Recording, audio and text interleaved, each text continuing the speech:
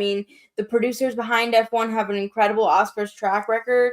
Didi Gardner is now the most nominated female producer in history. She and her producing partner also nominated, won Emmys for Adolescence, I should say, this year. So they're having one heck of a year. They're incredibly popular with the Academy. So if something like It Was Just an Accident is maybe too difficult of a watch or not enough people saw it, and then maybe Wicked or something like that didn't perform, maybe Blue Moon is too small of a film, and in comes this sort of flashy, sexy, respectably made enough F1 that is going to appeal to people who really like this sport and dads. I mean, to me, that kind of makes perfect sense, actually. Okay, so we're going to make this a marketing stunt then.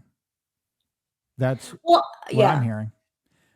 Because, like, again, are we taking this seriously? Are we not taking this seriously? Like, that, again, I feel like is the fundamental question of, and it's obviously not one that you and I are going to answer on this show, but I do think it's a question that they have to wrestle with, and seemingly the answer is yes, because, again, I look at most of these nominations here, and I do feel like they did a great job. That's why I don't want to emphasize the F1 thing too much, because I think they did way more right than they did wrong in this case. But F1 is laughable. It is. It's laughable, especially when there are many other great films from women directors, as you noted earlier, that didn't get nearly the play that they should have. Kelly Reichardt, I think, made one of the best films of the year. Now, is Kelly Reichardt ever going to be recognized formally by the Academy? Probably not. It's a very small movie that not a lot of people saw. It obviously did not have any sort of marketing budget. Again, the whole play-for-play system is kind of ridiculous, but it is what it is. That's the world that we live in. The Mastermind did not have the campaign funds, but I think it's one of the best films of the year, especially if you're a fan of the New Age Hollywood era. Or Mary Bronstein. I mean, Rose Byrne gets in, but If I Had Legs, I'd Kick You is also one of the directorial achievements of the year. Eva Victor, where is she? Right. How is that film shut out? Like, that makes no sense to me at all. Lynn Ramsey, okay, that is a little bit more understandable. She's a very divisive filmmaker to begin with, so I can understand that, but I do think it's one of the better films of the year. Jennifer Lawrence should have been that 5th nomination.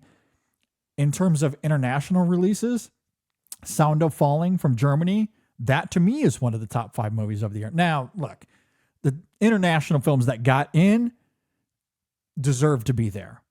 I don't know who you remove for something like Sound of Falling. I bring that's that an up, impeachable list, in my opinion. And that's fine. That's totally fair. All I'm saying is if one of those was removed and Sound of Falling was there in its place, I would feel the exact same. Because that's, again, one of the best films of the year. That's in my top 15. Again, another woman director there. Kristen Stewart, I think, had one of the best debut films of the year. So, like, the list kind of goes on. And looks, I understand some of those are not going to be recognized because they're small movies that had no campaign funds behind them. But generally, it just gets back to the idea of, well, we're only watching the 10 movies. It's not broad enough. And we're kind of stuck in this old school ethos while trying to build this new school ethos simultaneously.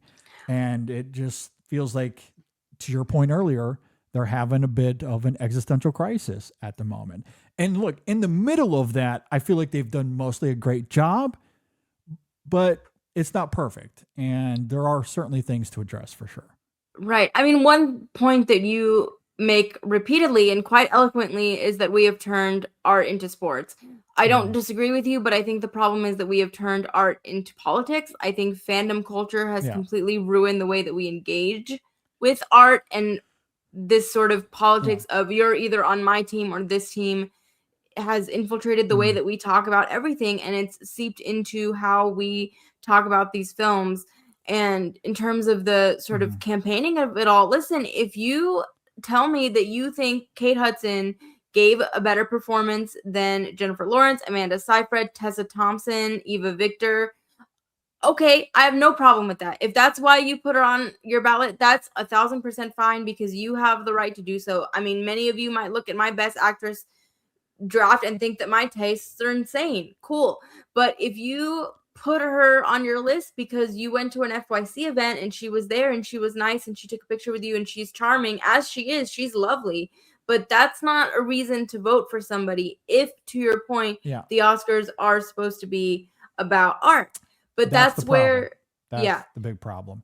And that's and to your point, like, I call it artist sports mostly when I'm referring to that as how audience is receptive, to award season that's aimed at the discourse. The awards itself, you're absolutely right. That is more art as politics. It is very much politics, 100%. Very objectively, it's politics. It's campaigning, it's getting out there, it's meeting people, it's shaking hands and taking pictures with babies. That's what they do on the campaign trail. And that's why you see them at these round tables or having the directors on directors and all that sort of stuff. Like, they are very much getting out there and campaigning. So it is politics. And that's why if I was a billionaire, the first thing I would do is write a blank check to Kelly Reichardt. How much money do you need to promote this? That's the very first thing that I would do. So, like, if Kelly Reichardt all of a sudden starts getting blank checks, you know that I've won the lottery. There will be signs. There will be signs. But the fact that you would pay Kelly Reichardt before you would pay me and wonderful Dave is very troubling. First of all, I was not expecting the conversation to take that turn. Of the first thing I didn't say you wouldn't. I'm just saying that I would also be writing those checks.